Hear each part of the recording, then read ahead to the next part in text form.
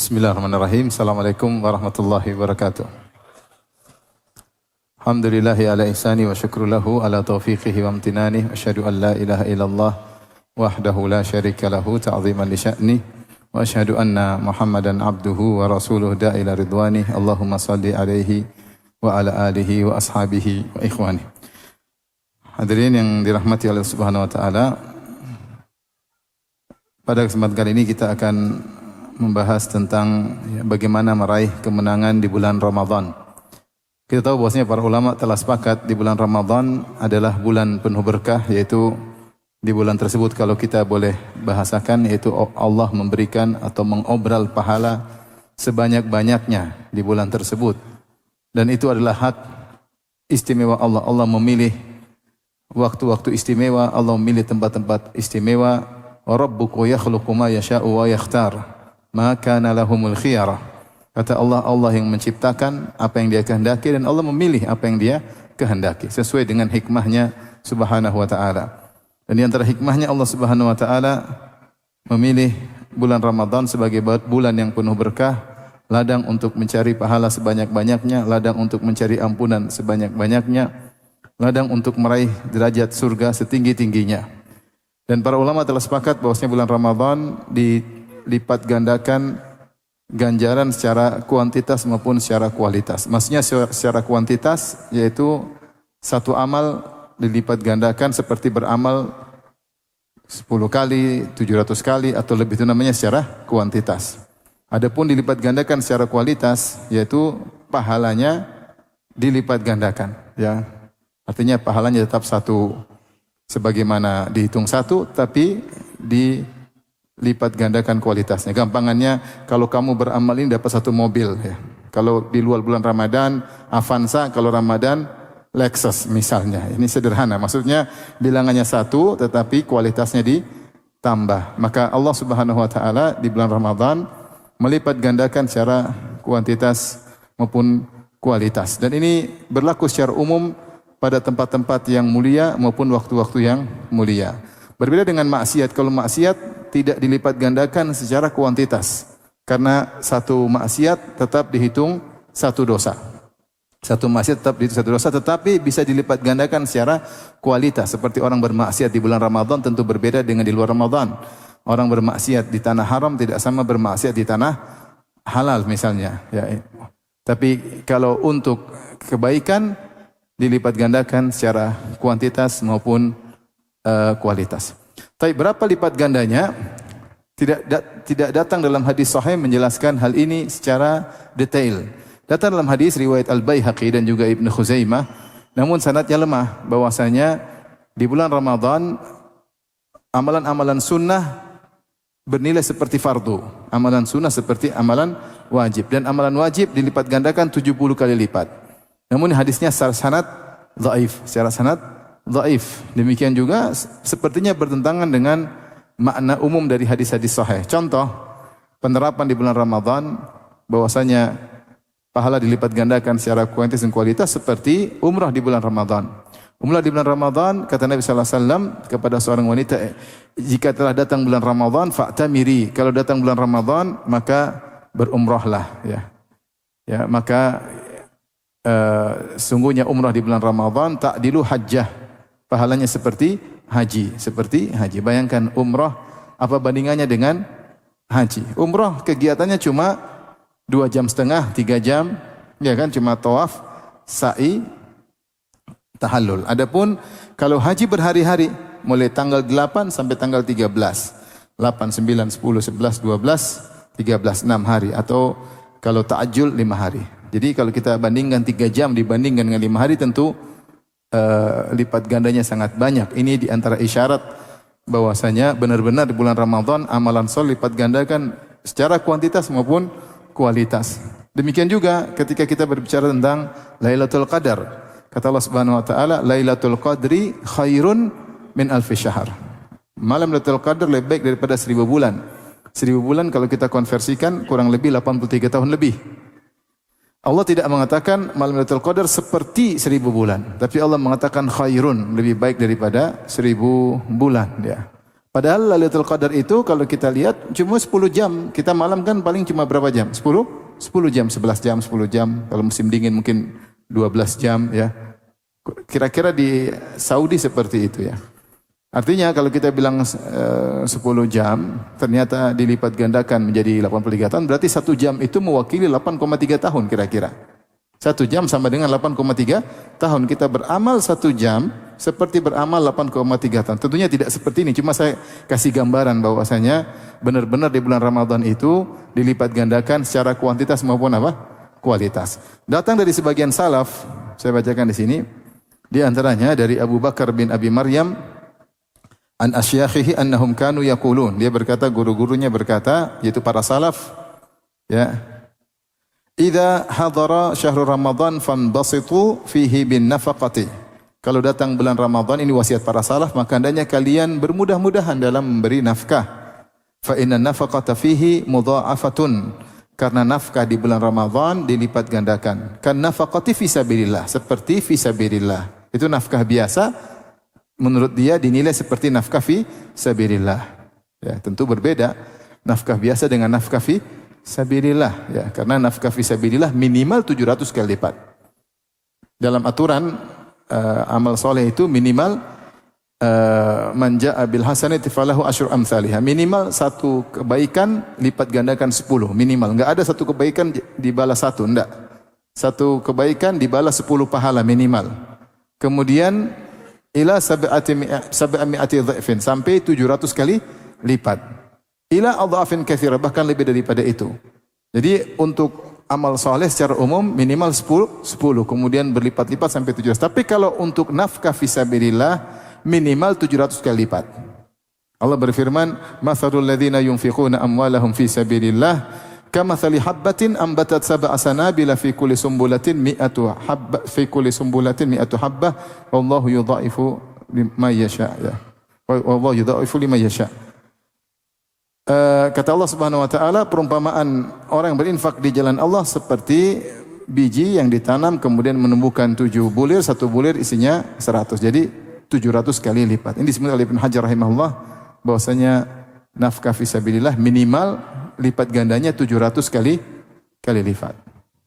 Nah, menurut para salaf, siapa yang berinfak nafkah biasa seperti infak fi sabilillah. Kemudian mereka berkata wa tasbihatun fihi afdalu min alfi tasbihatin fi ghairihi. Dan satu tasbih di bulan Ramadan, kita bilang subhanallah, lebih baik daripada 1000 tasbih di bulan yang lain. Maksudnya saya kasih gambaran agar kita tidak malas-malasan. Karena dilipat gandakan kuantitas maupun kualitas. Satu tasbih di bulan Ramadan lebih baik daripada 1000 tasbih di bulan yang lain. Dan juga datang dari Ibrahim An-Nakhai, seorang tabi'in rahimahullah, dia berkata, "Shaumu yaumin min Ramadan afdalu min alfi yaumin." Berpuasa sehari di bulan Ramadan lebih baik daripada 1000 hari. Wa tasbihatun fihi afdalu min alfi tasbihah. Dan satu tasbih yaitu subhanallah di bulan Ramadan lebih baik daripada 1000 tasbih. Wa raq'atun fihi afdalu min alfi raq'ah. Dan satu rakaat di bulan Ramadan lebih baik daripada 1000 rakaat. Ini semua dinukil dalam kitab Lataiful Ma'arif karya Ibn Rajab. Demikian juga diriwayatkan oleh Ibn Abdi Dunya dalam Fadail Ramadan dari Az-Zuhri. Az-Zuhri juga tabi'i. Tabi'i itu maksudnya setelah sahabat. An-Nakhai tabi'i, Az-Zuhri juga tabi'i, yaitu setelah para sahabat. Dia berkata Az-Zuhri, tasbihatun fi Ramadan afdalu min alfi tasbihatin fi ghairihi. Satu tasbih di bulan Ramadan lebih afdal daripada 1000 tasbih di luar bulan Ramadan. Ini pemahaman para salaf. Intinya, meskipun tidak ada dalil secara spesifik bahwasanya bulan Ramadan itu pahala dilipat gandakan secara kuantitas maupun kualitas. Karenanya ketika hadis Talha bin Ubaidillah tentang 2 orang yang berhijrah ke kota Madinah bersamaan, wa kana islamuhum wa jami'an, sama-sama masuk Islam, wa kana ahaduhuma aktsaru ijtihadan minal akhar. Dua-dua bersama-sama Islam, dua-dua sama berhijrah, yang satu lebih semangat ibadah daripada yang lainnya. Akhirnya yang lebih semangat ini meninggal mati syahid. Temannya setahun kemudian baru meninggal, bukan mati syahid, mati selain mati syahid.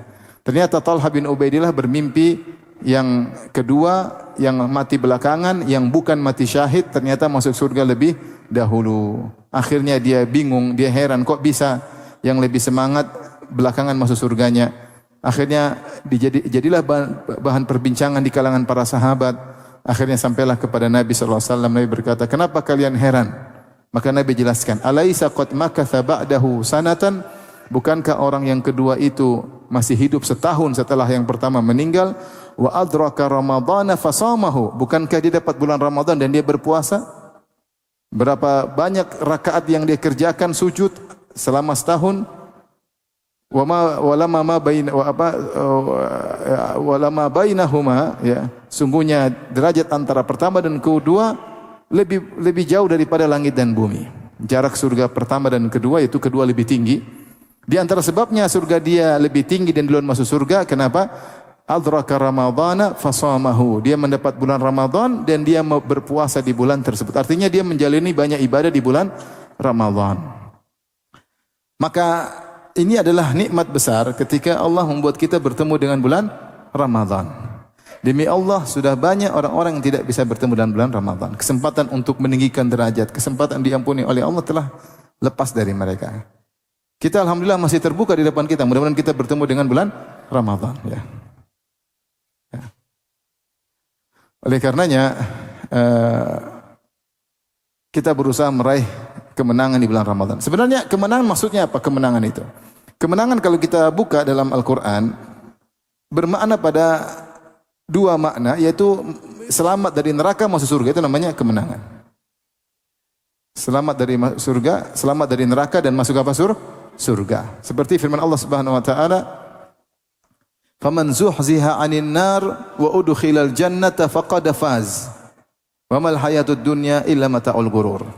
Kata Allah Subhanahu wa taala, siapa yang diselamatkan dari neraka, zuhzi 'anil nar, selamat dari neraka, wa udkhilal jannah, dan dimasukkan dalam surga, maka dia yang telah menang. Dia yang telah menang. Wa mal hayatud dunya illa mata'ul ghurur. Tidaklah kehidupan dunia kecuali kesenangan yang menipu.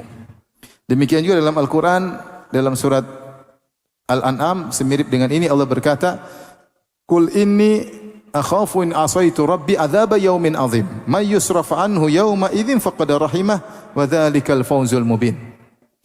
Kata Allah Subhanahu wa taala, katakanlah wahai Muhammad, inni akhafu, sungguhnya aku takut, in asaitu rabbi, katakanlah wahai Muhammad, kalau saya ini takut dengan azab di hari yang dahsyat kalau saya bermaksiat kepada Allah. Allah suruh Nabi mengiklankan, mengumumkan hal ini. Katakanlah kepada kaum muslimin, inni akhafu in asaitu rabbi adzaba yaumin azim. Aku takut kalau bermaksiat kepada Allah, aku takut dengan adab di hari yang sangat dahsyat. Kemudian kata Allah, may yusraf anhu yauma idzin faqad rahimah wa dzalika al-fawzul mubin. Siapa yang dipalingkan, diselamatkan dari adab di hari yang dahsyat tersebut, sungguh itulah kemenangan yang nyata. Jadi di sini juga kemenangan maksudnya selamat dari neraka jahanam, selamat dari azab. Oleh karenanya ketika Allah menyebut tentang nikmat surga, Allah datangkan dengan kalimat fauz. Seperti innal ladzina amanu wa amilus solihati lahum jannatun tajri min tahtihal anhar dzalikal fauzul kabir. Sungguhnya orang-orang beriman dan amal saleh, bagi mereka surga, taman-taman yang mengalir di bawahnya sungai-sungai, dzalikal fauzul kabir, itulah kemenangan yang besar. Dalam ayat yang lain, dzalikal fauzul mubin, itulah kemenangan, dzalika huwal fauzul mubin, itulah kemenangan yang nyata. Dalam ayat yang lain, dzalikal fauzul azim, itulah kemenangan yang besar. Allah sifatnya dengan azim, agung, besar, ya, jelas. Jadi sebenarnya kalau kita bicara tentang kemenangan adalah bagaimana kita bisa selamat dari neraka dan masuk surga. Kita ingin menjadikan momen bulan Ramadan agar kita selamat dari neraka dan masuk surga. Dan selamat dari neraka dengan ampunan Allah. Sebagaimana perkataan Ibnu Qayyim menukil perkataan para ulama, an-najatu minan nar ya bi'afwillah. Selamat dari neraka karena ampunan Allah. Wa dukhulul jannah birahmatillah. Masuk surga dengan rahmat Allah. Waqtisamul manazil wad darajat bil amal. Adapun tingkatan level surga dengan amal.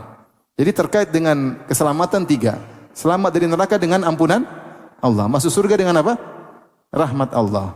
Level di surga ditentukan oleh apa? Amal. Masing-masing ada dalilnya. Jadi kalau bilang Apa itu kemenangan? Kemenangan selamat dari neraka, masuk surga. Makanya ketika orang-orang mau surga dalam surat Fatir, wa qalu alhamdulillahilladzi adhaba 'annal hazana adhaba 'annal hazan inna rabbana laghafurun syakur alladzi ahallana darul muqamah. Kata mereka ketika mereka menginjakkan kaki di surga, mereka berucap, ya, segala puji bagi Allah yang telah menghilangkan kesedihan dari kami. Segala bentuk kesedihan, kekhawatiran hilang ketika masuk surga. Kemudian beliau berkata, kenapa bisa demikian? Inna rabbana la ghafurun syakur. Karena Rabb kami sungguh ghafur, sangat mudah memaafkan, syakur, sangat banyak membalas. Sehingga mereka di antara sebab hilang kesedihan karena mereka tahu Allah Maha Pengampun, sehingga dosa-dosa mereka yang pernah mereka lakukan mereka merasa aman. Karena diampuni sehingga mereka bisa selamat dari neraka jahanam. Dan syakur, Allah itu dengan amal sedikit Allah beri ganjaran yang besar sehingga mereka bisa masuk surga. Karena amalan mereka sedikit tidak pantas untuk masuk apa? Surga. Tapi Allah syakur, Maha membalas sedikit dengan yang banyak. Maka di sini nampak bahwasanya itulah al-fawzul azim, itulah al-fawzul hakiki, kemenangan yang sungguhnya adalah selamat dari neraka dengan ampunan Allah dan masuk surga dengan rahmat Allah. Nah, ini yang kita mau bicarakan. Bagaimana kita mengoptimalkan bulan Ramadan agar kita bisa meraih kemenangan tersebut. Sebenarnya sudah diisyaratkan oleh Nabi SAW banyak hadis. Kalau kita mau perhatikan, kebanyakan ganjaran yang Rasulullah janjikan terkait Ramadan semuanya terkait dengan ampunan. Karena yang bikin masalah kita itu dosa. Yang bikin kita masalah ini dosa. Masalah di dunia, masalah rumah tangga, masalah ekonomi, masalah batin, semua dosa. Masalah alam barzah, apalagi di hari akhirat kelak, semuanya dosa. Makanya ketika dalam hadis riwayat Ahmad, ketika dikatakan kepada Nabi, inna fulana qad matat wastarahat. Ya Rasulullah, sungguhnya si fulanah telah wafat dan telah beristirahat. Maka Nabi SAW, faghadiban Nabi SAW, Nabi pun marah. Kemudian Nabi memberi pelajaran. Kata Nabi SAW, innama yastarihu man ghufira lahu. Yang istirahat setelah mati itu yang diampuni oleh Allah. Dari mana kau tahu dia diampuni? Dari mana kau tahu dia? Kalau tidak diampuni tidak ada istirahat, penderitaan. Kalau tidak diampuni tidak ada istirahat, yang ada penderitaan. Maka kalau kita perhatikan di bulan Ramadan ini kebanyakannya janjinya adalah ampunan. Contoh apa kata Nabi SAW? Man shoma Ramadhana imanan wa ihtisaban ghufira lahu ma taqaddama min dzambi. Siapa yang berpuasa dengan penuh keimanan dan penuh ihtisab, berharap diampuni dosa-dosa yang telah lalu. Man qama Ramadhana imanan wa ihtisaban ghufira lahu ma taqaddama min dzambi. Siapa yang salat malam, salat tarawih dengan penuh keimanan dan ihtisab, berharap pahala, diampuni dosa-dosa yang telah lalu. Wa man qama lailatal qadri imanan wa ihtisaban ghufira lahu ma taqaddama min dzambi. Siapa yang mengisi Lailatul Qadar dengan iman dan dengan ihtisab, berharap pahala, diampuni dosa-dosa yang telah lalu. Apa kata Aisyah? Ya Rasulullah, law alimtu anna al-laila lailatul qadar, madza aqulu fiha? Ya Rasulullah, kalau saya tahu malam Lailatul Qadar, saya doa apa? Doa apa yang paling saya harapkan? Apa yang Rasulullah ajarkan? Quli, katakanlah, Allahumma innaka afun tuhibbul afwa fa'fu anni. Ya Allah, Engkau adalah Maha Pengampun dan Engkau mencintai ampunan, maka ampunilah aku. Ya. Kalau antum tahu Lailatul Qadar minta apa? Mungkin atau sebagian kita minta dulu nasi hutang, minta dunia. Ya. Tahu pasti dikabulkan. Malam yang paling diharapkan doa dikabulkan, ternyata Rasul ajari untuk minta apa? Minta pengampunan. Ya. Ketika para sahabat minta tambah salat malam, setelah Rasulullah salat malam setengah malam, masih tinggi. Rasulullah salat mungkin dari jam 8 sampai jam 12 misalnya, berjam-jam, ternyata sudah selesai. Para sahabat berkata, ya Rasulullah, lau nafaltana baqiyata lailatina hadhihi. Ya Rasulullah, bagaimana kalau masih ada tengah malam ya Rasulullah? Dhahaba syatrul lail, telah pergi setengah malam, masih ada setengah malam, masih jam 1 ya Rasulullah. Masih panjang waktu, salat lagi ya Rasulullah. Luar biasa para sahabat. Kita kalau imam salat jam 8 sampai jam 1, imamnya selesai kita bilang akhirnya alhamdulillahirabbil alamin. Sahabat masih minta lagi tambah. Kata Rasulullah SAW, man qama ma'al imami hatta yansarif kutiba lahu qiyamul lailah.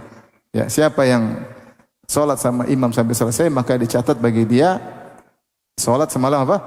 Semalam suntuk. Dan Rasulullah mengatakan tentang salat malam tadi apa? Siapa yang salat tarawih karena iman dan ketakwaan, apa tadi? Diampuni dosa-dosa yang telah lalu. Jadi kalau kita perhatikan, ganjaran ampunan ini luar biasa. Sama makanya Rasulullah berkata, rogima anf, celaka atau merugi. Rogima anf itu maksudnya hidungnya tersungkur di tanah. Rogima anf. Man adraka Ramadan fansalakha falam yukfar lahu. Seorang mendapati bulan Ramadan sebulan penuh lewat dan dia tidak diampuni. Dan dia tidak diampuni. Orang seperti orang celaka, orang merugi. Perhatikan Rasulullah SAW menyebut tentang apa? Ampunan. Ya. Rasulullah SAW menyebut tentang ampunan. Maka ini bulan Ramadan adalah bulan yang seorang berharap dia diampuni oleh Allah di bulan tersebut.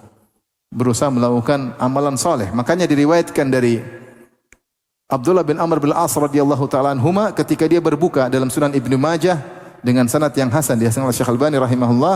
Abdullah bin Amr bin As kalau berbuka puasa dia berdoa apa? Allahumma inni as'aluka bi rahmatika allati wasi'at kulla syai'in an taghfirali. Ya Allah, aku mohon dengan berwasilah bertawassul dengan rahmatmu yang meliputi segala sesuatu agar engkau mengampuniku. Itu yang dia minta. Agar engkau mengampuniku. Jadi bahkan kalau kita perhatikan secara umum, bukan cuma puasa saja yang dijanjikan ampunan pahala, ya. Salat juga dijanjikan ampunan apa? Pahala. Haji apa? Ampunan pahala. Man hajja wa lam yarfuth wa lam yafsuq raja'a min dhunubi ka yaumil waladatu ummuhu. Siapa yang berhaji, hajinya mabrur, tidak melakukan dosa-dosa, tidak melakukan rafath yaitu jima dan muqaddimahnya, ikhlas, maka akan bersih dari dosa-dosanya seperti baru dilahirkan dari perut ibunya. Dosa. Al-umratu ilal umrah kafaratu lima bainahuma. Umrah satu, umrah berikutnya menghapuskan dosa-dosa di antara keduanya. Kata Nabi sallallahu alaihi wasallam, as-salawatul khams wa ramadan ila ramadan wal jum'ah ila jum'ah. Salat 5 waktu menghapuskan dosa-dosa di antara keduanya. Jumat satu, Jumat berikutnya menghapuskan dosa di Ramadan satu, Ramadan berikutnya menghapuskan dosa-dosa di antara keduanya. Idza junibatil kabair, kalau dijauhi dosa-dosa besar. Jadi kalau kita mau lihat tentang banyak ganjaran adalah ampunan. Makanya Rasulullah SAW berkata, tuba liman wajada fi sahifati istighfaran katsira. Sungguh beruntung orang dapat dalam catatan amal istighfar yang banyak. Karena kalau antum sudah diampuni, selesai. Dan otomatis kalau sudah diampuni akan datang rahmat Allah Subhanahu wa taala. Nah, ini satu sisi ya. Bahwasanya Ramadan adalah kesempatan diampuni oleh Allah. Sisi lain, Ramadan adalah kesempatan untuk naik derajat, dapat surga yang terbaik. Isyarat tadi seperti hadis yang kisah 2 orang tadi. Rasulullah berkata, "Alaisa qad makatha ba'dahu sanah?" Bukankah orang yang kedua sempat hidup setahun berikutnya, wa adraka ramadhana fasamahu, kemudian dapat bulan Ramadan kemudian berpuasa sehingga derajatnya lebih tinggi daripada orang pertama, bahkan lebih tinggi daripada langit dan bumi. Ini menunjukkan puasa ya, meninggikan derajat seseorang, mengoptimalkan bulan Ramadan meninggikan derajat seseorang ya. Rasulullah bersabda, la khalufu famis shaim atyabu indallahi min rihil misik. Sungguh aroma yang tidak enak dari mulut seorang berpuasa lebih indah di sisi Allah daripada minyak kasturi. Ada yang mengatakan sebagian ulama bahwa ini akan terjadi pada hari kiamat kelak ketika manusia dibangkitkan. Ternyata ada sebagian orang-orang yang mulutnya harum semerbak dicium oleh banyak orang. Mulut siapakah itu? Mulut orang-orang yang berpuasa. Allah masyhurkan, Allah sahorkan untuk menunjukkan kedudukannya yang mulia dengan puasa tersebut ya. Kemudian juga ya Rasulullah bersabda ketika datang bulan Ramadan, futihat abwabul jannah, dibukakan pintu-pintu surga. Kata para ulama, ini dalil bahwasanya kesempatan masuk surga sangat besar di bulan Ramadan, lebih terbuka potensinya, kansnya lebih besar daripada kalau di luar bulan Ramadan. Kenapa di bulan Ramadan dibuka pintu-pintu surga? Itu silakan masuk, mudah bagi kalian untuk apa? Masuk. Apa fungsi dibuka? Untuk segera memberi kabar gembira, mudah untuk masuk surga. Dan itu di bulan apa? Ramadan. Dan juga sudah kita jelaskan di awal pengajian, kenapa derajat semakin tinggi? Karena di situ amal dilipat gandakan baik secara kuantitas maupun apa? Kualitas. Makanya sebenarnya mengatakan kenapa Allah memberikan Lailatul Qadar kepada kaum muslimin? Karena kaum muslimin umurnya pendek-pendek, tidak seperti umat-umat terdahulu. Mereka umurnya sampai 1000, sampai 900, sampai ratusan. Mereka bisa banyak ibadah. Kita baru ibadah sedikit, tewas.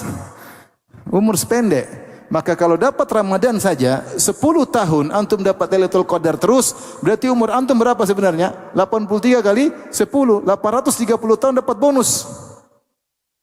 Maka ini kesempatan untuk mencapai derajat. Oleh karenanya ini harus kita pikirkan, ini kesempatan bagi kita untuk bisa meraih al-fauz, kemenangan di bulan Ramadan. Diampuni dosa-dosa dan ditinggikan derajat oleh Allah Subhanahu wa taala dengan optimal beribadah di bulan Ramadan. Nah, ini mau kita bahas sekarang. Bagaimana caranya? Sama-sama saya juga menasihati diri saya. Ada beberapa tips mungkin yang saya tidak akan bahas tentang fikih, saya cuma tips-tips yang hendaknya kita perhatikan. Yang pertama, ikhwan, bertobat kepada Allah mumpung belum datang Ramadan. Bertobat. Banyak bertobat, banyak istighfar. Kalau orang bertobat, insyaallah diberi taufik oleh Allah Subhanahu wa taala. Ya. Diberi taufik oleh Allah Subhanahu wa taala. Banyak orang melakukan maksiat, mereka menyangka bahwasanya dampak maksiat mereka tidak merasakan dampak maksiat karena mereka tidak melihat harta mereka berkurang, mereka tidak sakit. Sebagian orang melakukan maksiat mungkin hartanya bermasalah. Melakukan maksiat mungkin sakit tubuhnya. Tapi ternyata dampak maksiat yang paling pertama dan utama bukan masalah duniawi, tapi masalah agama. Hatinya menjadi hitam. Hatinya menjadi hitam. Dan kalau orang sudah hatinya hitam, dia tidak semangat beribadah. Dia menganggap bulan Ramadan seperti hari-hari biasa. Dia hanya rutinitas, orang-orang bikin, dia bikin. Dia tidak ada semangat. Padahal dalam hadis disebutkan oleh Nabi SAW, man shoma ramadhana imanan wahtisaban. Siapa yang puasa dengan iman, yakin bahwa ini perintah Allah, perintah nabinya. Wahtisaban itu berharap, semangat. Sebagian ulama dalam Fathul Bari dinukilkan maksudnya ihtisaban yaitu tidak menganggap Ramadan itu berat, ada semangat. Ada semangat karena ingin dapat apa? Pahala. Ihtisab maksudnya ingin dapat apa? Pahala. Nah, perasaan ini syarat agar dosa-dosa kita diampuni. Yaitu beriman dan ihtisab, ada semangat, berharap dapat pahala. Tapi kalau orang hatinya hitam, dia menganggap Ramadan beban, salat tarawih beban, berat bagi dia, tidak semangat. Jadi antara sebabnya karena maksiat yang kita lakukan. Maka sebagian kita kalau yang sekarang ini masih belum selesai film Koreanya, masih seri ke-27, masih kurang 3 seri lagi khatam, berhenti. Film Korea biasanya berapa seri? Wallahu a'lam. Jangan pura-pura tidak tahu. Udah sekarang berhenti. Maksiat kita lihat cewek hitam. Dampaknya banyak, di antaranya kita malas beribadah. Tidak diberi taufik oleh Allah Subhanahu wa taala. Ya. Dosa-dosa berhentilah, bertobat kepada Allah Subhanahu wa taala ya. Yang masih banyak dosalah. Masing-masing kita punya dosa. Pribadi-pribadi, privasi-privasi terkait dengan diri kita, terkait dengan anak istri kita yang masih menzalimi keluarganya, menzalimi kakak adiknya, yang masih memutuskan silaturahmi, yang intinya yang masih maksiat, dia sekarang periksa dirinya, segera bertobat agar diberi taufik oleh Allah Subhanahu wa taala sehingga ketika datang bulan Ramadan dia semangat, dia tahu ini hari bukan hari sembarangan. Hari yang sekarang banyak teman-temannya tidak mendapati kesempatan luar biasa ini. Sebagian kawan-kawan ini sudah meninggal, kadang seumur kita, kadang lebih muda daripada kita. Ini kesempatan. Setiap hari adalah kesempatan emas untuk diampuni dosa dan diangkat derajat. Ya. Makanya ketika Rasulullah menyebutkan tentang ragima anf, celaka orang mendapati Ramadan 3 bulan tidak diampuni, Rasulullah gandengkan dengan hadis yang lain. Kata Rasulullah SAW, ragima anf man adraka abawaihi indal kibar ahadahuma aw kilaihima falam yudkhulil jannah. Sungguh merugi seorang yang mendapati kedua orang tuanya di masa jompo, salah satunya atau dua-duanya jompo, kemudian tidak bisa masuk surga. Ini merugi. Kalau ada orang tua kita jompo, sudah tua, ini pintu surga kebuka lebar terus, setiap hari kita bisa masuk. Berbakti sama orang tua tidak jompo saja, pahalanya besar, lebih afdal daripada jihad fisabilillah kalau bukan fardu ain. Antum kira jihad mudah? Jihad itu susah. Jalan jauh, apalagi di zaman para sahabat, jalan jauh di bawah terik matahari, pegang senjata, mempertaruhkan raga, ketemu musuh, tidak gampang ya. Belum tentu berani lihat musuh teriak, bisa jadi kita langsung tidak gampang. Ternyata lebih afdal berbakti pada orang tua. Orang tua saja tidak jompo, pahalanya luar biasa. Gimana lagi kalau orang tua sudah jompo? Ini orang tua sudah jompo, kau tidak bisa masuk surga, kau itu sangat celaka, merugi, bahlul, geblek kalau bahasa kita. Sudah ada kesempatan dalam masuk surga. Nah, gampangannya sama, Rasulullah gandengkan. Demikian pula, man adraka Ramadan, siapa dapat bulan Ramadan, fan salakha, 30 hari lewat, 29 hari lewat, 1 bulan lewat, dia tidak diampuni. Falam yughfar lahu, tidak diampuni, orang celaka. Berarti kesempatan emas tidak dia dapatkan. Kenapa dia tidak diberi taufik oleh Allah? Bahkan waliyadzubillah, di antara sebagian orang bulan Ramadan bermaksiat. Bermaksiat ya. Kesempatan ngabisin film India. Mumpung nunggu buka sambil nonton film apa? Korea. Kesempatan bermaksiat. Waliyadzubillah. Oleh karenanya kita semua banyak-banyak istighfar sebelum datang bulan apa? Ramadan. Agar diberi taufik oleh Allah Subhanahu wa taala sehingga bisa beribadah dengan sebaik-baiknya. Ini yang pertama. Bismillahirrahmanirrahim. Alhamdulillah, salatu wassalamu ala Rasulillah wa ala alihi wa sahbihi wa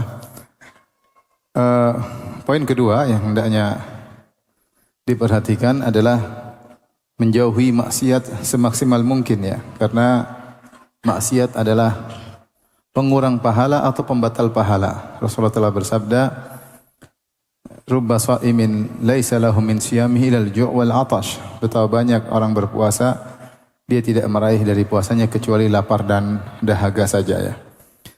Yaitu karena bermaksiat. Rasulullah SAW juga bersabda, "Man lam yada' qaula zur wal jahla wal amala bihi, falaysa lillahi hajatun fi ayyada ta'amahu wa syarabahu." Siapa yang ketika berpuasa tidak meninggalkan dusta, menipu, mempraktekkan penipuan, ya, maka Allah tidak butuh dengan lapar dan dahaganya tersebut. Ini dalil bahwasanya puasanya tertolak. Oleh karenanya para salaf dahulu berkata, ghibah membatalkan pahala puasa. Bahkan sebagian salaf berpendapat, sebagian ulama, kalau tidak salah Ibnu Hazm, berpendapat siapa bermaksiat puasanya batal, bukan cuma pahalanya, puasanya juga batal. Namun yang benar, wallahu alam bisawab, yang batal cuma pahalanya. Oleh karenanya Jabir bin Abdullah berkata, "Idza sumta falyasum sam'uka wa basaruka wa lisanuka minal kadhib wal ma'tham." Jika engkau sedang berpuasa, maka pendengaranmu juga puasa, matamu juga puasa, lisanmu juga puasa dari dusta dan dosa. Maka ini harus kita perhatikan, bahkan ini yang lebih utama untuk kita perhatikan. Karena ternyata tujuan puasa adalah la'allakum tattaqun. Allah berfirman, "Ya ayyuhalladzina amanu kutiba alaikumusyamu kama kutiba alladzina min qablikum la'allakum tattaqun." Wahai orang beriman, diwajibkan sekalian berpuasa sebagaimana diwajibkan umat-umat sebelum kalian agar kalian bertakwa. Jadi puasa itu sarana, goyahnya takwa. Kalau ternyata sarananya tidak mengantarkan kepada goyah, sarana ini tidak ada faedahnya. Tidak ada faedahnya. Maka nasihat saya untuk saya pribadi dan juga ikhwan sekalian, kalau puasa tundukkan pandangan. Dan tundukkan pandangan ya jangan lihat medsos. Ada medsos, ada pembawa acara berita politik, perempuan bawa acara, auratnya terbuka enggak? Terbuka. Kalaupun dia pakai jilbab, dia pasti pakai spidol di mukanya. Itu menor maksudnya. Ya. Dan semakin kita melihat aurat wanita, ya, kalau terbuka rambutnya, ya. Saya katakan wanita pun kalau dia taruhlah wajah bukan aurat, ada khilaf di kalangan para ulama, dia pun tidak boleh berias. Dia hanya berias untuk siapa? Suaminya. Ya. Ya, dia hanya mempercantik diri untuk suaminya. Pun kalau pembawa acara tersebut berjilbab tapi menor, kita tidak boleh melihat karena dia sedang mempercantik dirinya. Ya. Apalagi yang berpendapat misalnya wajah aurat sebagaimana pendapat sebagian fuqaha, ahli fikih mengatakan demikian. Tapi intinya kebanyakan pembawa acara terbuka auratnya. Apalagi antum YouTube-nya bukan YouTube premium, pasti ada maksiat. Ada akhwat lewat, ya. Ada makhluk halus lewat, makhluk bening halus lewat, repot. Oleh karenanya tidak ada cara agar kita selamat kecuali kita mengurangi interaksi dengan medsos. Interaksi kalau darurat, ada perlu karena urusan bisnis. Kalau tidak, kita hanya buang-buang pahala puasa kita. Hanya buang-buang pahala puasa kita. Kita enggak tahu satu pandangan yang haram ini menghilangkan berapa banyak pahala puasa kita. Ya. Maka seorang berusaha menundukkan pandangan. Kalau di jalan, di Bandung lihat cewek, astagfirullah gitu. Jangan bilang alhamdulillah ya. Ini godaan. Astagfirullah. Ya, ujian, ini apa? Ujian, astagfirullah. Jangan dilanjutkan. Kata Ali bin Abi Thalib, Nabi kepada Ali, lakal ula wa laysat lakas tsaniyah. Bagimu pandangan pertama dan pandangan kedua tidak boleh. Maksudnya pandangan pertama kau tundukkan, bukan melotot terus, mumpung pertama. Enggak. Segera tundukkan ya. Maka menghindar tempat-tempat fitnah yang di situ kita bisa melihat aurat wanita terbuka ya. Kita bertakwa kepada kita pingin Ramadan kita spesial. Kita pingin Ramadan kita minimal maksiat. Maksiat kita enggak bisa hindari tapi minim. Kalau kita terjebak insyaallah Allah memaafkan karena kita tidak bisa menghindar. Lagi ke pasar ada belanja, ada urusan ya terkadang terlihat kita istighfar. Ya, tapi kalau kita menyengaja untuk melihat maksiat itu masalahnya. Melihat maksiat, mendengar maksiat, kita lihat pertengkaran orang di medsos, kita hindarilah. Ini bulan Ramadan. Jangan sampai amalan kita menjadi hilang. Ini perlu kita seriusin. Harus kita seriusin. Jangan maksiat. Maksiat mata, maksiat telinga, maksiat lisan, jauhi semaksimal mungkin. Kemudian bukan cuma meninggalkan maksiat. Di antara adab dalam berpuasa, ini tips yang ketiga agar kita bisa optimal, yaitu meninggalkan perkara yang sia-sia dan beradab dengan adab yang baik. Rasulullah SAW bersabda, فَإِذَا كَانَ يَوْمُ سِيَامِ أَحَدِكُمْ فَلَا يَرْفَثْ وَلَا يَسْخَبْ وَلَا يَجْهَلْ. Kalau hari sedang berpuasa, maka jangan kalian melakukan rafath. Rafath ini ditafsirkan sebagai ulama, maksudnya jangan berkata-kata kotor, kata-kata yang tidak layak. Wala yaskhab, jangan teriak-teriak, karena teriak itu perbuatan yang sia-sia, yang tidak adab bagi seorang yang sedang berpuasa. Wala yajhal, dan jangan berbuat kejahilan, yang berbuat maksiat. Wa in sabbaka ahadun, jika salah seorang, wa in sabbahu ahadun, kalau ada orang mencela dia atau syatamu au qatalahu, memakinya atau ngajak berantem, falyakul inimru'un shaim, maka katakanlah kepadanya saya sedang berpuasa. Ini ditafsirkan dengan dua tafsir. Ada yang mengatakan ingatkan dirinya sendiri kamu sedang puasa, jangan diladeni. Atau dia ucapkan yang ini yang zahirnya dia ucapkan kepada orang tersebut, mohon maaf saya sedang berpuasa, yaitu jangan ganggu saya, tolong hormati kondisi saya sedang apa? Berpuasa. Karena ketika kita berpuasa itu argo pahala jalan sejak terbit fajar sampai terbenam matahari. Orang dalam kondisi yang indah sedang beribadah. Orang berpuasa itu pahala jalan terus. Maka kondisi yang indah ini jangan dia kurangi dengan melakukan perbuatan-perbuatan yang tidak ada manfaatnya. Makanya Jabir bin Abdullah berkata dalam riwayat Ibnu Abi Syaibah, dia berkata tadi, "Idza sumta falyasum sam'uka wa basaruka wa lisanuka 'anil kadhib wal ma'tham wa da'adzal jar." Ya. Kalau kau sedang berpuasa, jaga matamu, jaga pendengaranmu, jaga lisanmu, jangan bohong, jangan berkata dosa, dan jangan menyakiti pembantu. Wada adzal khadim, jangan ganggu pembantu.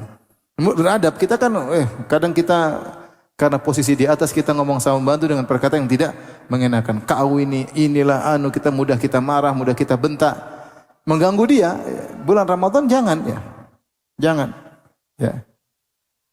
Wal yakun 'alaika waqar wa sakinah, tapi hendaknya kau dalam kondisi waqar, yaitu tenang, berwibawa ketika sedang berpuasa, karena ini argo pahala sedang berjalan, kau sedang dalam kondisi mulia di sisi Allah karena sedang berpuasa. Makanya tenang.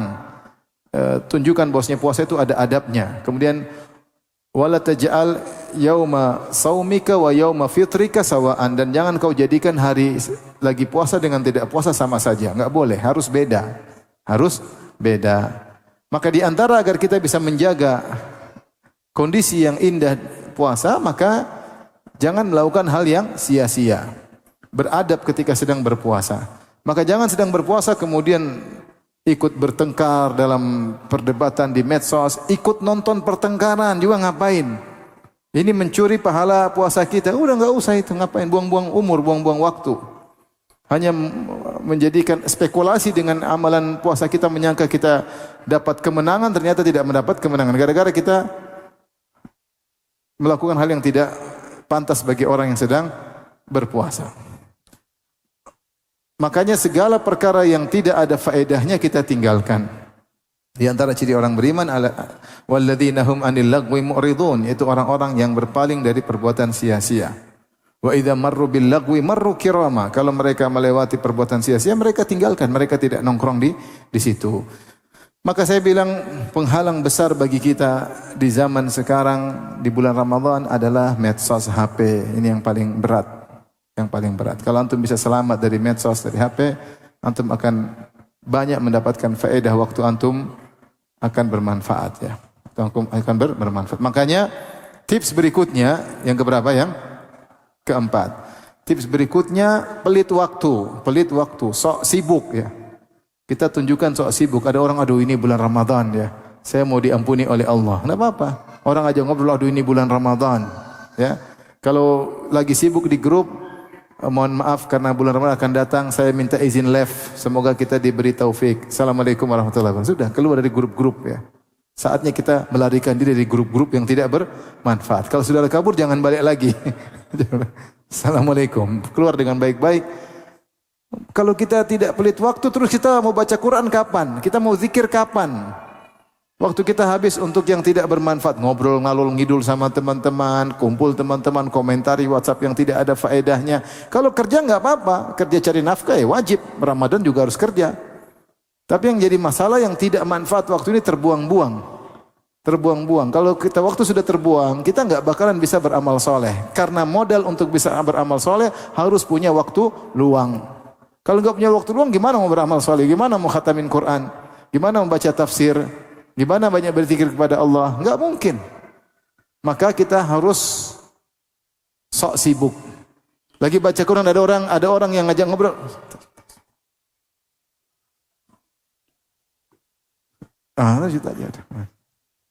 Jangan baca Quran sambil WA nyala. Ini susah ini.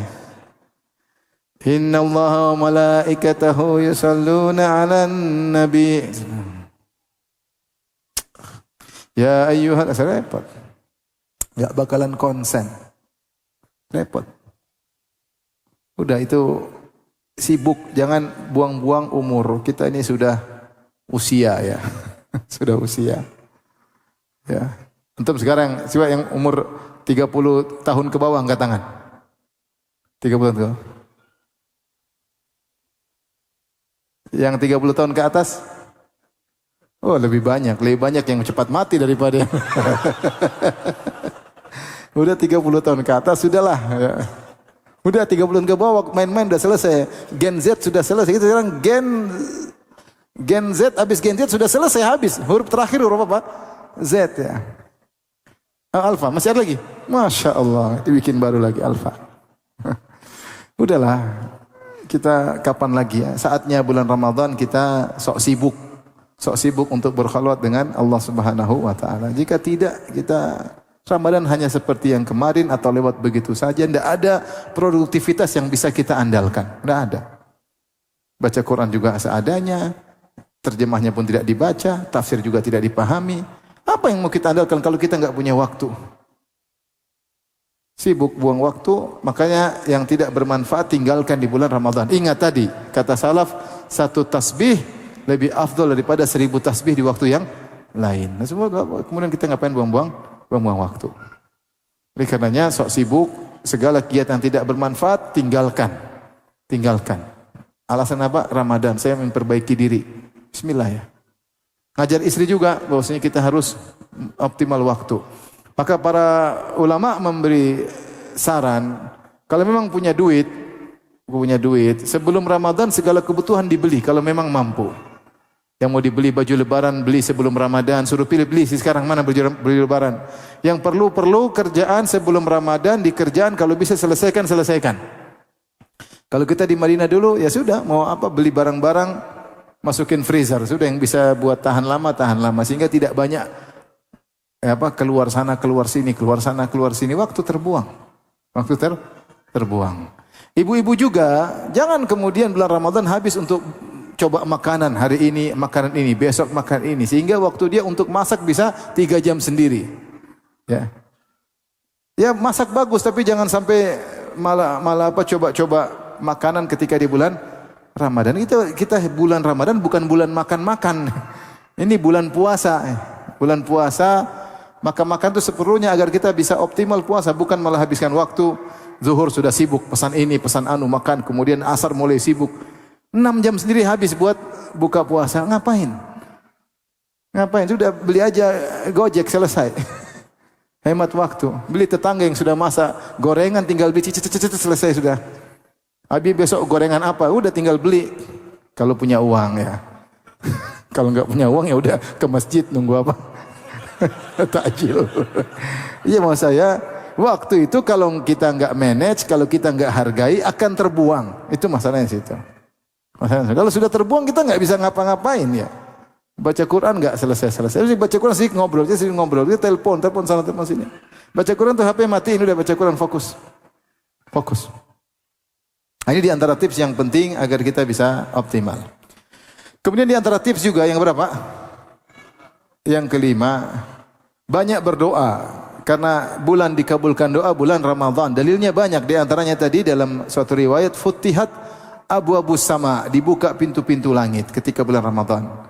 Di antara tafsiran para ulama, dibuka pintu-pintu langit yaitu mudah dikabulkan doa. Selain mudah diterima amal, mudah dikabulkan doa. Kemudian dalam surat Al-Baqarah ayat 186 Allah sebutkan wa idza sa'alaka ibadi anni fa inni qarib ujibu da'watad da'i idza da'an. Jika hamba-hambaku bertanya kepada engkau tentang aku ini dekat, aku mengabulkan doa orang yang memohon berdoa kepada aku. Ayat ini kata Ibnu Katsir, Allah selipkan di antara ayat-ayat puasa. Ayat 183, ya ayyuhalladzina amanu kutiba alaikumus syiyam. Wahai orang beriman, diwajibkan puasa. Kemudian ayat 184, ayyaman ma'dudat, faman kana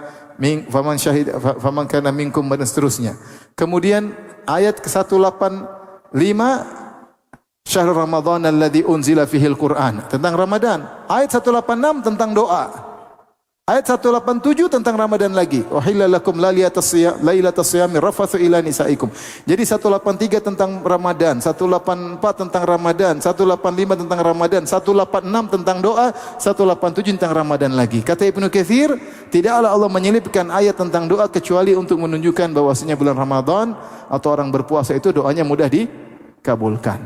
Dan tidak ada ruginya kita banyak doa. Doa itu pasti dikabulkan. Dalam sebagian riwayat dikabulkan dengan 3 bentuk, dalam sebagian riwayat dikabulkan dengan 4 bentuk. 3 bentuk itu apa? Tidaklah seorang muslim, kata Nabi, berdoa bidu'ain laisa fihi ithmun wala qati'ah. Tidak seorang muslim berdoa dengan doa apapun selama doanya tidak berisi dosa ataupun mutus silaturahmi. Maksudnya berdoa satu misalnya, ya Allah mudahkan saya mudahkan saya bisa berzina misalnya, waliyadzubillah, mudahkan saya bisa korupsi misalnya, ya waliyadzubillah. Ini namanya doa untuk bisa berdosa ya. Atau untuk memutuskan silaturahmi, ya Allah mudahkan, jauhkanlah aku dari ayahku, jauhkanlah ibuku dariku, pisahkanlah aku dari kakakku. Ini semua doa memutus silaturahmi. Selama doa bukan dosa dan bukan silaturahmi, maka dikabulkan, tapi dikabulkan dengan cara Allah, 1 dari 3. Pertama, yu'ajjal lahu, dikabulkan di dunia. Bisa langsung, bisa tertunda, tapi dikabulkan di dunia. Kita semua harapkan dikabulkan di dunia segera, tapi terkadang Allah kabulkan dengan penundaan.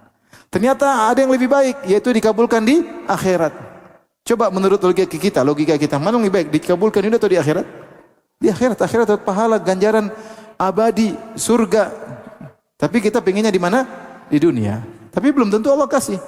Atau ayusrafa anhu minasu'i misluhu atau dipalingkan keburukan semisal apa yang dia minta. Ini jadi kemungkinan pertama dikabulkan, kemungkinan kedua dikabulkan di dunia, kemungkinan kedua kabulkan di mana? Di akhirat, kemungkinan ketiga dipalingkan kemudaratan darinya, ini juga di dunia. Kemungkinan yang keempat dalam riwayat sebagaimana disebutkan oleh Ibnu Rajab Al-Hambali, diampuni dosanya.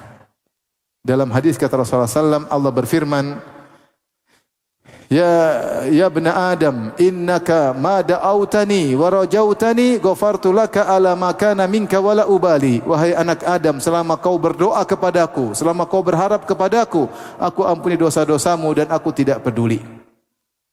Di situ kata Allah, ma da'autani, selama kau berdoa kepadaku. Maka ada kemungkinan keempat dalam sebagian riwayat, yughfar lahu ma qad madha, diampuni dosanya yang telah lalu, ya.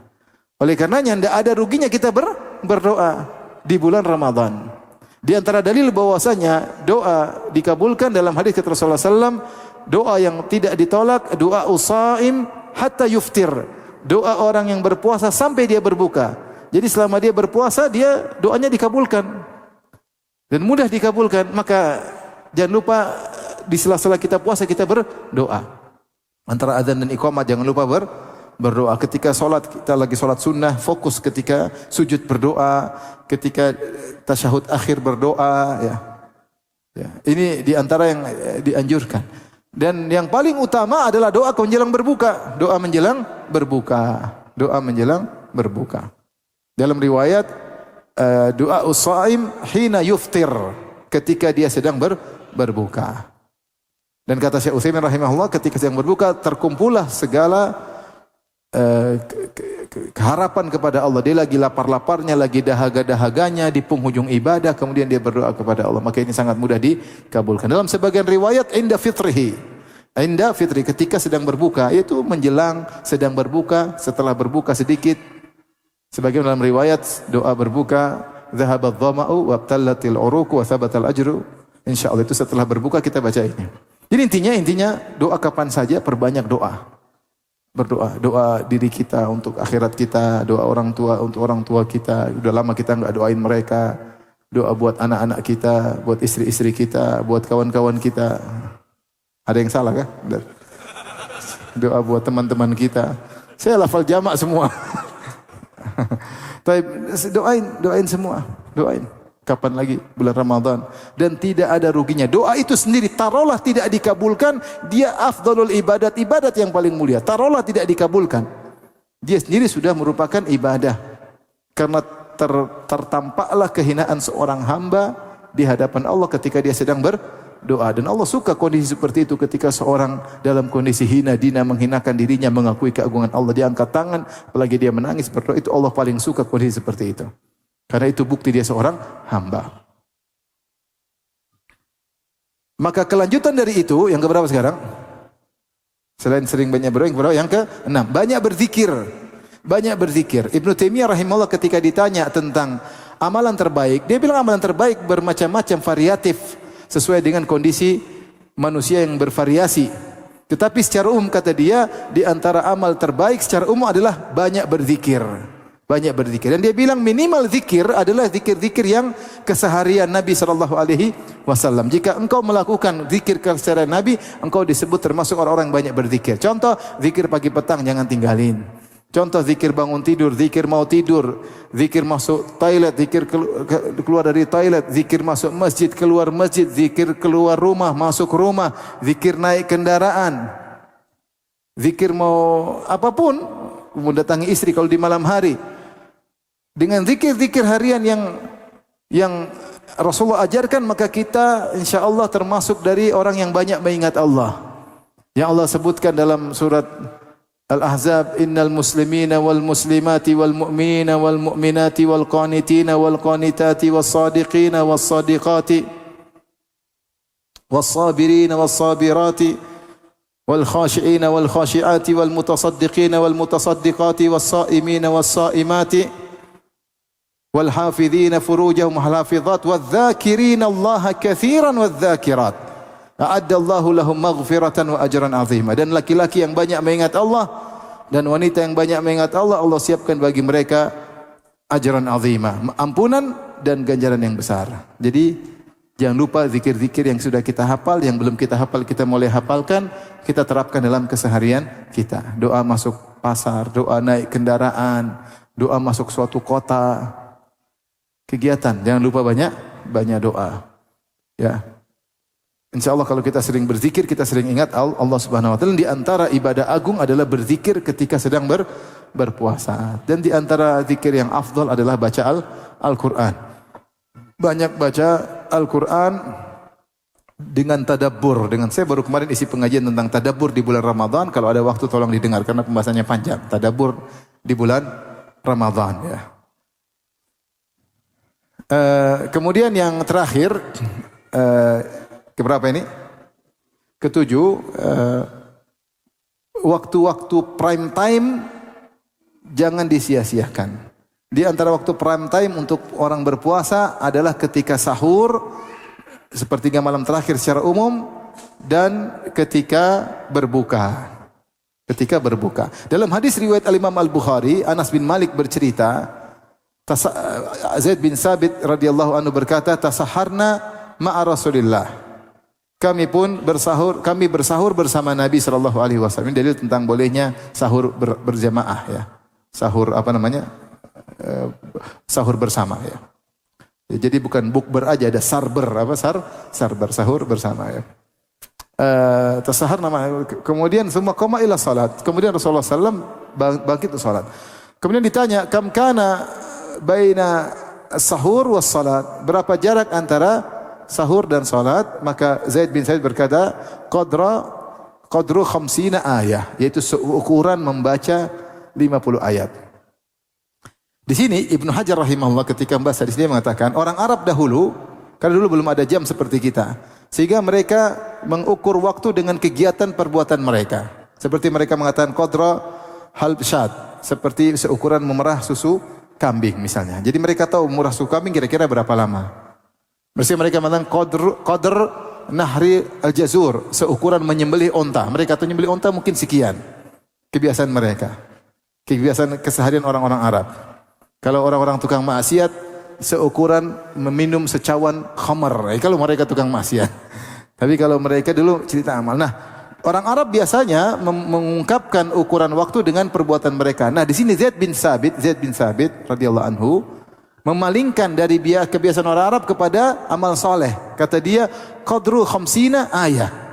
Jarak antara sahur dengan salat atau antara sahur dengan adzan, dalam riwayat antara sahur sampai salat sekitar membaca 50 ayat, supaya untuk mengingatkan itu waktu sahur, waktu mulia untuk baca Al-Quran. Ini antara faedah kenapa Zaid mengatakan ukuran membaca 50 ayat, karena waktu sahur, waktu sepertiga malam terakhir saat kita mengingat Allah, di antaranya kita baca Al-Quran. Maksud saya ini prime time. Kalau kita bisa sahur di akhir kan lebih bagus. Rasulullah bersabda, la yazalun nas bi khair ma ajjalul fitr wa akharus sahur. Senantiasa orang-orang dalam kebaikan jika menyegarakan berbuka dan menunda sahur. Yaitu sahur menjelang azan. Sahur menjelang apa? Azan. Karena disebutkan 50 ayat tadi, dalam riwayat dipahami antara selesai sahur dengan azan. Dalam sebagian riwayat antara sahur sampai salat. Berarti selesai Nabi sahur itu menjelang azan. Sangat menjelang azan. Nah, kita kalau bangun sekarang subuh jam 4 berapa? 4.40 lah gampangannya, 4.40. Mungkin kita bangun jam 3. Kita sahur berapa menit? Kalau menunya banyak, setengah jam. Tapi kalau nasi goreng 5 menit selesai. Nasi goreng ceplok telur selesai. Tapi kalau ini ada dessertnya, ada anunya, ya itu setengah jam. Tapi kalau cuma batagor 10 menit sudah selesai ya. Nah, jangan kita di waktu sahur tersebut kita ngalor ngidur ngobrol sana sini ngabisin waktu. Ini padahal waktu an-nuzul al-ilahi, waktu Allah turun ke langit dunia. Dan Allah berkata, hal min da'in fa'astajiba lahu. Adakah orang berdoa akan aku kabulkan doanya? Fahal min sa'ilin fa'utiya su'lah. Adakah yang memohon aku kabulkan permohonannya? Wa hal min mustaghfirin fa'aghfirlah. Adakah yang minta ampun akan aku ampuni? Maka ini prime time. Ya, tadi isyarat dari Zaid bin Sabit, jangan sampai kita lalaikan. Kalau sahur masih ada waktu, zikir kek, berdoa kek, baca Quran kek. Ya. Jangan kemudian ngobrol 1 jam di waktu sahur. Sayang. Yang punya bacaan Quran belum selesai, lanjutkan dulu. Ini prime time. Keselingi baca Quran ada ingin tiba-tiba terbetik dalam hati, angkat tangan berdoa. Tiba-tiba terbetik dalam hati ingin sesuatu, angkat tangan berdoa, puji Allah, bersolawat, berdoa kepada Allah, selesai. Ini jangan disia-siakan. Kemudian prime time kedua yang sering dilalaikan adalah menjelang berbuka. Tadi sudah sebut menjelang berbuka itu waktu paling utama berdoa. Nah, kita menuju ke situ. Kalau kita baca Quran dulu 1 juz, 2 juz sebelum berbuka itu doanya nikmat benar. Karena kita ada mukaddimah ke situ. Jangan ngabuburit nonton layangan. Ini zaman dulu ya, ngabuburit. Sekarang enggak ada lagi nonton layangan. Sekarang ngabuburit nonton Korea. Ya, ngabuburit sendiri artinya apa ngabuburit? Itu bahasa apa itu? Artinya apa ngabuburit? Oh, menunggu, memang artinya menunggu waktu apa? Azan. Nah, ngabuburit yang benar baca Quran. Ngabuburit baca Quran. Nunggu waktu azan, ngisi waktu luang, prime time kita baca Al-Quran. Atau yang bermanfaat baca Al-Quran, kayak baca buku, kayak dengar kajian, kayak sehingga jiwa kita tersiapkan untuk konsentrasi berdoa menjelang berbuka. Jangan kemudian lihat lomba motor, lomba layangan, di mall nunggu berbuka lihat cewek, oh Allah. Habis. Kena roaming, cereng, ya. Astagfirullah. Habis. Bisa jadi minus. Bisa jadi apa? Minus ya. Sayang ya. Masih sering candain. Dulu teman-teman punya, sebagian kawan-kawan punya, atau orang lain punya program umroh. Habis umroh jalan-jalan ke Mesir, nonton tarian perut. Subhanallah. Ente baru pulang umroh, pahala full, kena roaming internasional, habis. Harusnya nonton tali perut baru bertobat. Dosa semuanya. Ini habis umroh, pergi ke Mesir, nonton tarian perut Mesir. Bahkan sebagian guide bilang ini tradisi. Ente jangan bilang tradisi, ini menjadikan orang halal nonton, ini haram. Tidak semua tradisi kemudian apa? Halal. Gimana nonton tari perut? Jadi jangan ngabuburit yang buang-buang waktu tidak faedahnya, apalagi ngabuburit dengan maksiat. Maka kalau bisa ngabuburit dengan takwa ya. Sebisa mungkin sambil ngaji, sambil baca Quran, dengar pengajian sehingga hati kita siap untuk berbuka. Insyaallah kalau menu buka puasa sudah tersedia, udah aman ya. Udah gorengan sudah ada, udah aman. Antum kasih pembatas biar enggak diambil orang, berdoa selesai. Insyaallah enggak ada yang tega lagi berdoa diambil, insyaallah enggak ada. Enggak setega itu orangnya. Ini bulan Ramadan. Insyaallah aman ya. Jadi kalau di depan sudah selesai, fokus berdoa. Insyaallah. Insyaallah dikabulkan ya. Demikian saja ikhwan dan akhwat yang hati Rasulullah. Semoga kita meraih kemenangan di bulan Ramadan. Semoga dosa-dosa kita diampuni oleh Allah dan semoga kita bisa masuk surga dengan derajat yang tinggi. Allahumma sallimna li Ramadan wa sallim lana Ramadan wa tasallamhu minna mutaqabbalan. Amin ya rabbal alamin. Demikian saja wabillahi taufiq. Assalamualaikum warahmatullahi wabarakatuh.